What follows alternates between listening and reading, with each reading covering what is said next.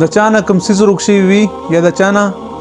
ماشوم رکوي یا د چانه سوکتلی وي یا مطلب دا د چانه خزه تلی وي مور کرناست وي راځي نه یا د سی چې خزي خاون منس کې نه اتفاق راغلی وي او هغه خپل منس کې اتفاق نه راځي مطلب دا چې کوم د نچا د نسغلاو کا هغه کې هم دا بهترین کار کوي یا چانه خپل محبوب هغه جدا شي وي هغه سره واپس تعلق او کانټیکټ نه جوړي هغه لپاره بهترین او زبردست عمل درخم چې دا شروع کې ان شاء الله تاسو په 3 ورځو کې بالکل پستر ګمان د ښکارا شي بدل تاسو رزلټ درکې ان شاء الله 3 دن پردا کول پکار دي فرض کې 3 ټیم دا عمل کول پکار دي د قران مجید آیات مبارک ته ربنا انك جامع الناس ليوم لا ريب فيه